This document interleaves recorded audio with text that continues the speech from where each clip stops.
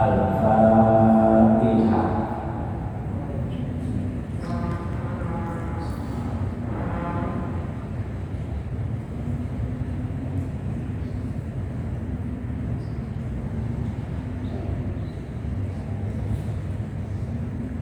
Halaman 410 surah Al-A'raf ayat 32.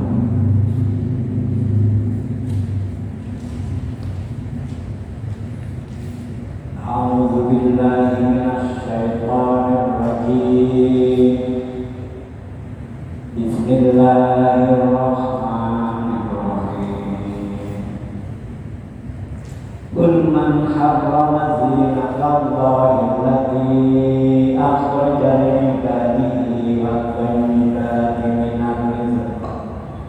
Qul hiya lil ladzina amanu fil hayatid dunya khalisatan yaumal qiyamah. Kadzalika nufassilul ayati liqaumin ya'lamun. Ingkang dirahmati أعوذ بالله من الشيطان الرجيم بسم الله الرحمن الرحيم قل من حرم زينة الله التي أخرج لعباده والطيبات من الرزق قل هي للذين آمنوا في الحياة الدنيا خالصة يوم القيامة كذلك نفصل الآيات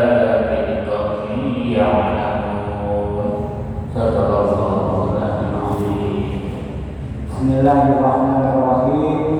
Qul dawa sira Nabi Muhammad man utawi sapa iku harama kang ngaramaken iyama zinatallahi ing pepaese Allah Ta'ala allati akhraja kang ta'akan sapa Allah Ta'ala ing allati ibadihi kanggo biro-biro kaulane Allah Ta'ala Bakai bagi biro-biro kebagusan minar rizki saking rizki Gimana rupi makanan minuman. Qul dawa sira Muhammad ya utawi pepas iku lil ladzina amanu ketuwe wong-wong kang iman ya alladzina fil hayatid dunya ing dalem urip ana ing alam dunya khalisatan hale murni yaumul qiyamati ing dalem dina kiamat. Kadzalika kaya mengkono kang tinutur nufassilu menteraaken ingsun Allah al ayat ing pira-pira ayat ing komen marang yang menakam padha ngerti kabeh. Ayat ini Al-A'raf 32 masih ada hubungan dengan ayat sebelumnya yang menerangkan setiap orang kalau ke masjid disuruh memakai perhiasan, disuruh memakai pakaian yang baik-baik. Maka ayat ini melanjutkan bahwa ada orang-orang yang mengatasnamakan Allah dalam mengharamkan makanan dan pakaian. Yang kemarin juga disebut ada namanya kelompok Humas, bukan Hamas. Kalau Hamas di Palestina itu Humas itu dari kalangan orang Quraisy. Quraisy itu suatu suku yang paling istimewa di Mekah, termasuk di dalamnya adalah Rasulullah sendiri, itu suku Quraisy. Jadi jangan dianggap Quraisy itu jelek. Yang orang kafir Quraisy jelek, tapi Quraisy Muslim ya baik. Itu suku yang paling istimewa. Maka kelompok tersebut mengharamkan pakaian dipakai sehari-hari itu diharamkan kalau dipakai tawaf. Jadi ketika tawaf harus memakai pakaian yang baru. Kalau tawafnya sunnah ya tidak usah pakai pakaian ihram, pakaian biasa tapi yang baru, karena yang lama itu sudah dianggap pernah dipakai maksiat, sudah pernah dipakai ngerasani orang, sudah pernah dipakai berbohong kepada orang. Untuk itu tidak boleh dipakai lagi. Terhadap mereka ayat ini ditujukan oleh Allah. Karena itu kepada Rasulullah diarahkan, disitopi, wahai Nabi Muhammad, katakanlah kepada mereka sebagai kecaman atas apa yang mereka lakukan. Siapakah yang mengharamkan perhiasan dari Allah yang telah Allah keluarkan untuk hamba-hambanya? Yang dimaksud dikeluarkan, diizinkan untuk digunakan dan dinikmati oleh manusia. Dan siapa pula yang mengharamkan yang baik-baik dari rezeki yang dihamparkan oleh Allah di alam raya ini? Katakanlah, ya, yakni semua itu perhiasan, makanan atau rezeki adalah disediakan untuk orang-orang yang beriman dan juga yang tidak beriman dalam kehidupan dunia ini. Tetapi ia akan menjadi khusus untuk mereka yang beriman saja ketika nanti hari kiamat, sekaligus di akhirat, karena sifat Allah Ar-Rahim. Ar-Rahim itu rahmat Allah yang khusus diberikan kepada orang-orang beriman. Kapan waktunya? Yaitu nanti kalau sudah di akhirat. Di dunia ini yang berlaku adalah sifat Allah Ar-Rahman, maka didahulukan Bismillahirrahmanirrahim baru Ar-Rahim. Ar-Rahman itu rahmat Allah, anugerah Allah yang diberikan umum secara general, baik itu muslim atau non-muslim, kebahagiaan sifat rahmannya Allah. Untuk itu walaupun orang kafir tapi oleh Allah tetap diberi rezeki.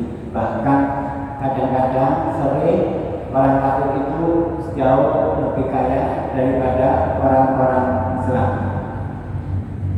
Laqad akhraja li ibadihi, dalam bahasa Indonesianya dikeluarkan. Akhraja itu mengeluarkan,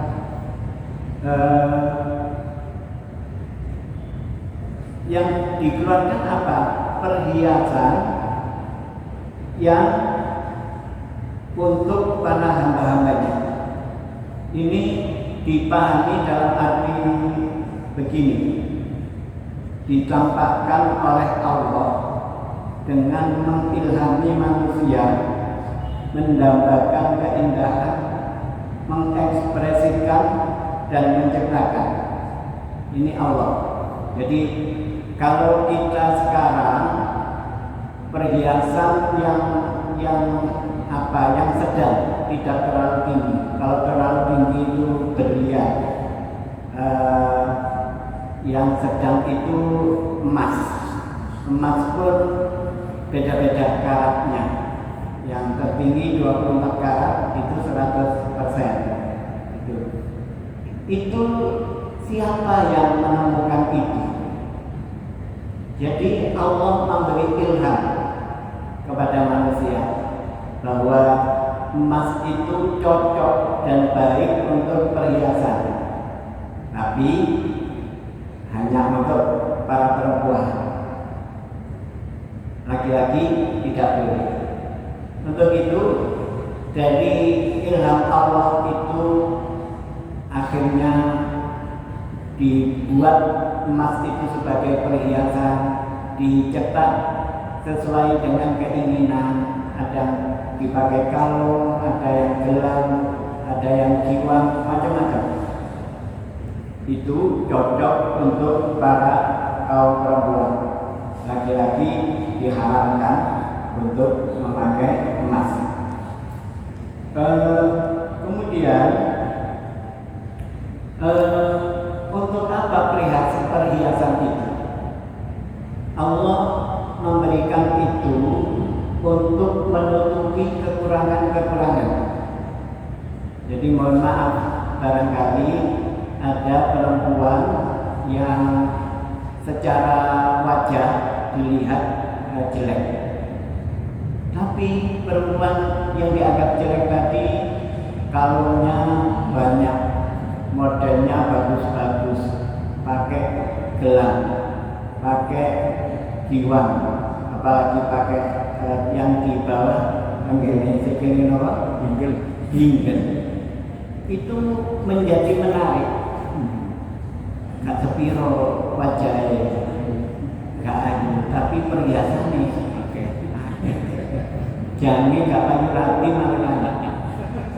Itu untuk menutupi kekurangan. Cara Allah memberikan perhiasan itu seperti itu. Ya, untuk itu perhiasan itu halal. Perhiasan itu halal. Bahkan menurut para ulama fikih, emas itu kalau dipakai perhiasan tidak diwajibkan zakat. Tidak wajib zakat. Yang dizakati itu yang emas lantaan, emas apa itu, antam dan lain sebagainya. Namun pendapat ulama yang lain sama-sama fikihnya, walaupun dipakai perhiasan tapi berlebihan, yang lebihnya itu dizakati. Jadi sewajarnya perempuan pakai kalung itu yang maksimal 2, ada yang atas, ada yang bawah, itu masih wajar. Lebih dari itu agak kurang ajar, karena kebanyakan untuk itu yang lebih itu masih harus dizakati.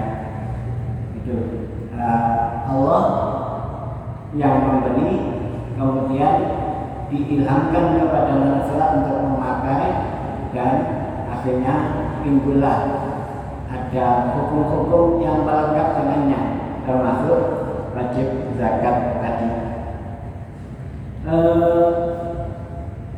Kemudian at-thayyibat, lafaz at-thayyibat dari segi bahasa, at-thayyibat itu diartikan sebagai yang lezat, enak, baik, sehat, kemudian menenteramkan, dan dianggap at-thayyibat itu yang paling utama.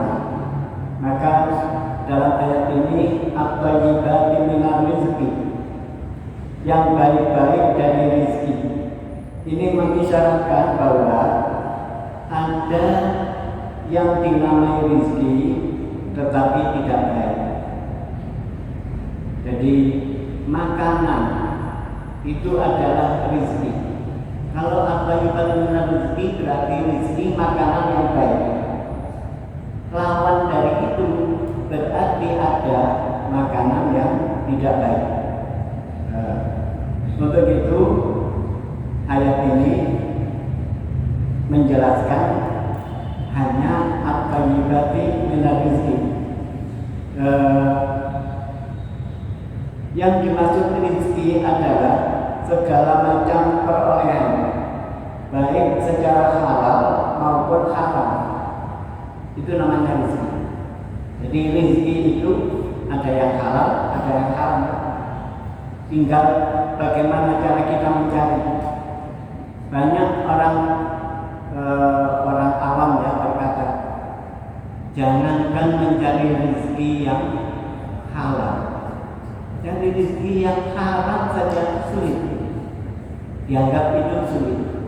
Maka tinggal membalik omongan tersebut, sama-sama sulitnya, rizki halal sulit, rizki haram sulit, yang lebih baik yang halal sekalian, yang tidak menimbulkan efek dari akibat memakan rezeki yang haram tadi. Maka rezeki yang halal itu dihasilkan dari kerja yang baik-baik. Orang kalau mendapatkan rezeki tapi dengan cara maling, dengan cara merampok, itu rezeki juga. Yang didapatkan itu rezeki juga, tapi haram. Jadi tadi cari yang halal saja sulit. Ya, yang halal juga sulit. Sama-sama sulitnya carilah yang halal. Begitu juga ada rezeki dari Allah. Ada tumbuhan, tetapi itu ganja. Rezeki itu dari Allah, dari mana bibit ganja itu? Kalau bukan dari Allah, dari Allah. Tapi melihat dampaknya, ganja itu bisa dipakai untuk narkoba, maka itu haram. Jadi kita oleh Allah diberi bekal akal kita lah yang bisa membedakan mana yang halal, mana yang haram. Bahwa yang dituntut oleh Allah untuk digunakan dari rezeki itu adalah yang baik-baik atau ibadah. Ini mengandung makna menggunakan apa yang sesuai dengan kondisi manusia, baik dalam kedudukannya sebagai jenis maupun pribadi demi pribadi. Manusia sebagai satu jenis makhluk yang memiliki ciri-ciri tertentu. Ada jasmani, ada rohani. Tentu saja mempunyai kebutuhan bagi kelanjutan dan kenyamanan hidupnya, baik itu kehidupan rohani maupun jasmaninya tadi. Karena itu tidak semua orang, tidak semua yang terhampar di bumi dapat dia makan atau digunakan. Jadi tadi kita gunakan akal kita yang bisa membedakan mana yang hak, mana yang batil, mana yang halal, mana yang haram. Jenis yang lain yang keberadaannya ada di alam raya, di jagat raya ini belum tentu cocok untuk semua orang. Jadi bukan sekedar orang ya, makhluk secara keseluruhan. Kalau kita membuang nafas, itu yang dikatakan karbon dioksida. Begitu juga pembuangan dari knalpot kendaraan, mobil atau motor, itu juga karbon dioksida. Untuk kita para manusia itu tidak baik. Makanya sekarang ada wacana mobil listrik, dan sekarang sudah banyak mulai beredar mobil listrik itu. Tapi harganya masih mahal-mahal. Ya, termasuk ini masker kita. Kalau kita tutup sampai ke hidung, kemudian kita keluarkan nafas, belum keluar semua nafas ini sudah kita hidup lagi. Itu juga kandungan karbon dioksidanya ada. Tidak baik itu untuk manusia. Maka kalau tidak ada penting, di bawah hidung saja. Masih lumayan menutupi lisan, menutupi mulut itu. Tapi karbon dioksida itu dibutuhkan untuk pepohonan, untuk tanaman. Jadi manusia tidak butuh, bahkan merugikan manusia oleh makhluk Allah yang lain dibutuhkan. Dan saling membutuhkan juga. Kita butuh oksigen. Nafas kita supaya bersih, kita butuh oksigen. Dan oksigen itu dihasilkan juga dari dedaunan pepohonan. Ya, akhirnya saling membutuhkan. Saling membutuhkan. Ini ciptaan Allah. Allah yang mengatur itu semuanya. Untuk itu kita harus berterima kasih kepada Allah yang memberi pengetahuan kepada kita mana yang baik, mana yang tidak baik. Itu Allah sudah memberitahu kita lewat ilmu yang kita dapatkan. Kemudian lafaz lilladzina amanu fil hayatid dunya. Dia adalah untuk orang-orang beriman dalam kehidupan di dunia. Allah tanpa menyebut orang-orang kafir di sini. Jadi lilladzina amanu. Orang kafir tidak disebut. Padahal Allah juga menyiapkan rezeki itu buat orang kafir itu. Ya, tadi sifat Ar-Rahman itu secara general semua makhluk Allah, tidak peduli muslim atau non muslim, diberi Allah rahmat, diberi Allah rezeki tadi. Para ulama berpendapat tentang potongan ayat ini bahwa pada dasarnya rezeki itu Allah siapkan untuk mereka yang beriman pada dasarnya. Tapi agaknya lebih tepat dikatakan bahwa ayat ini menekankan penyebutan orang-orang beriman karena konteks ayat ini ingin menegaskan bahwa hal-hal tersebut adalah halal buat orang-orang yang beriman. Orang kafir kan tidak ada halal haram. Bagi kita haram, bagi mereka halal.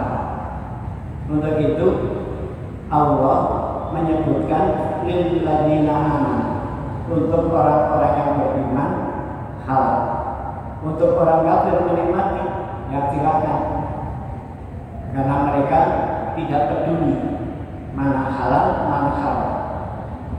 Orang Islam saja yang oleh Allah dibatasi, tidak semua makanan itu halal untuk kita. Untuk itu Allah menyebutkan lilladzina amanu.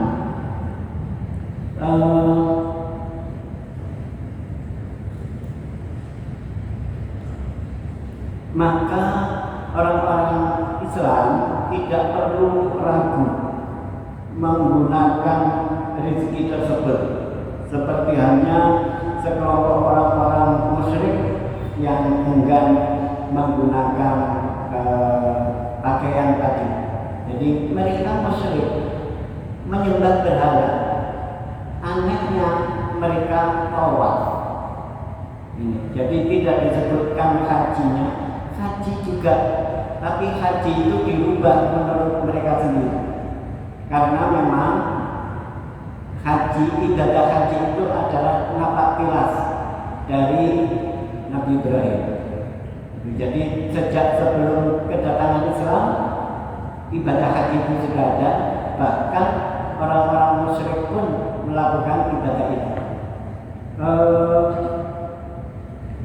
Maka orang yang melarang pakaian yang semestinya halal boleh dipakai untuk tawaf, boleh dipakai untuk haji, tapi mereka sendiri yang mengharamkan. Ini adalah yang salah dari mereka.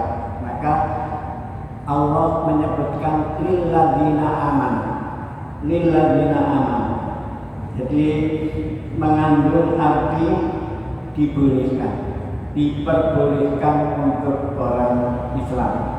Orang non-Muslim nggak usah dibahas, mereka semuanya apapun sudah dimakan.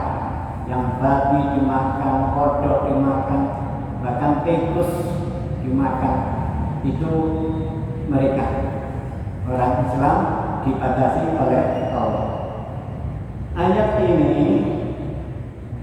dijadikan dasar oleh sebagian orang untuk berkata bahwa emas dan sutra tidak diharamkan oleh Allah karena keduanya adalah perhiasan. Sedang ayat ini mengecam mereka yang mengharamkannya. Ini sebagian ulama seperti itu. Jadi ayat ini tidak membatasi orang laki-laki tidak boleh memakai emas, tidak boleh memakai sutra, tidak ada.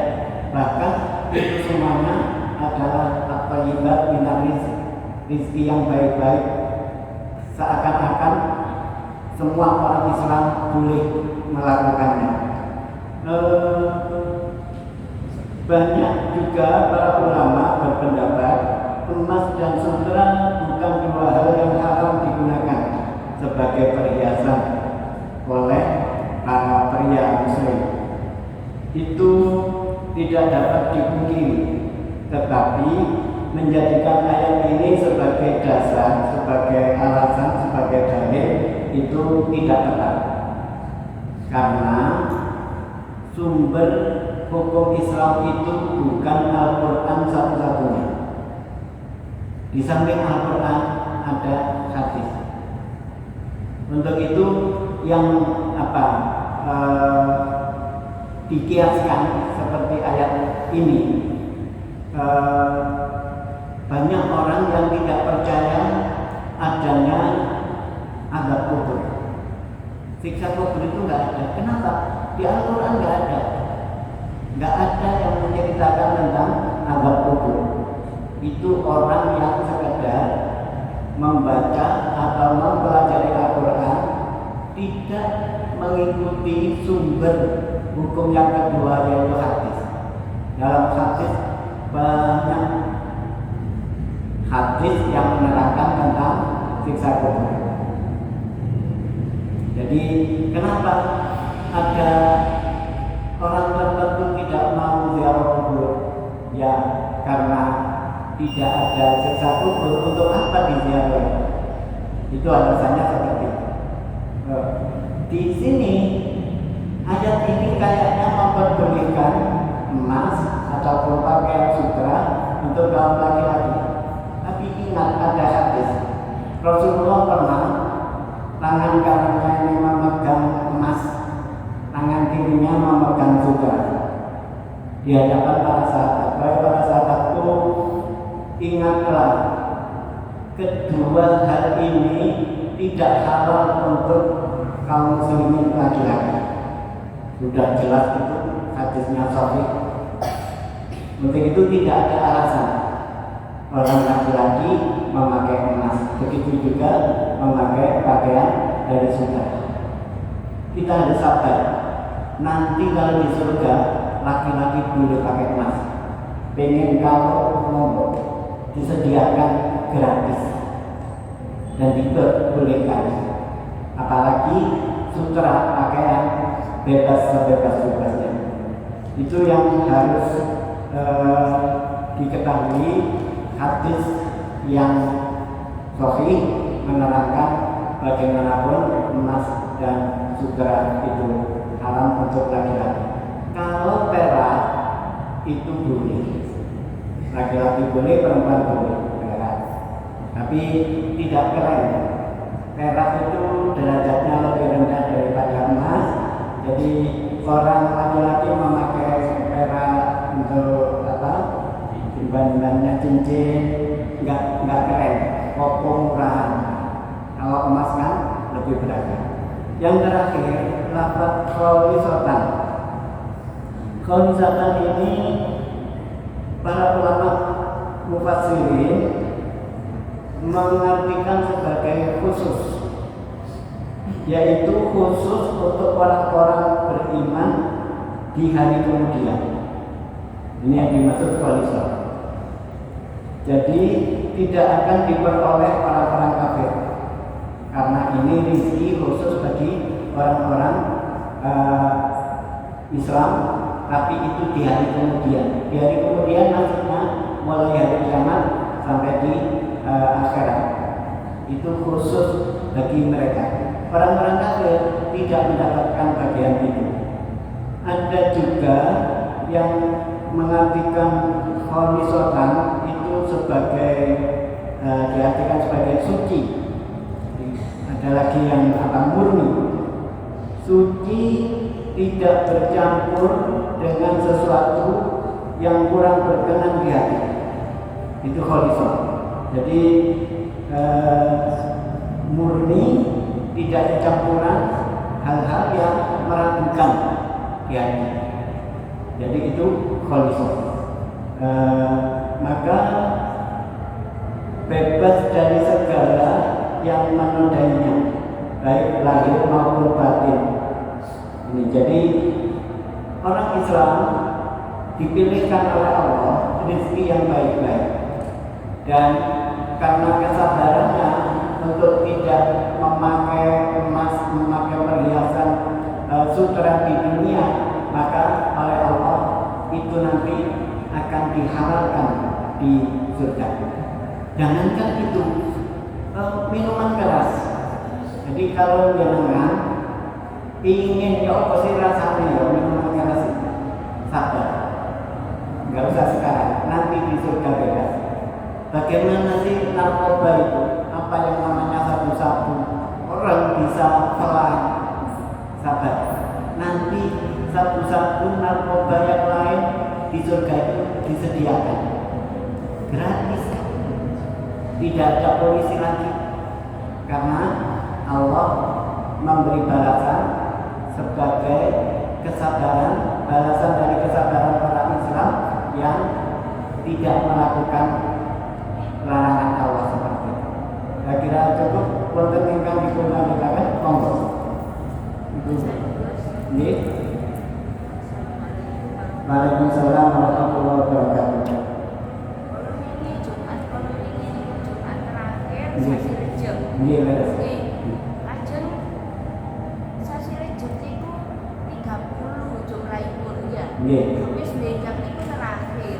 Nggih. Tapi siamipun menika dinten Kamis. Nggih. Lajeng nggih napa ta Tetep 30 niku benjing dinten Jumat. Iki mau spirit malih nggih sae nggih. Kadose sampun 13 nek wekdal nek Jumat.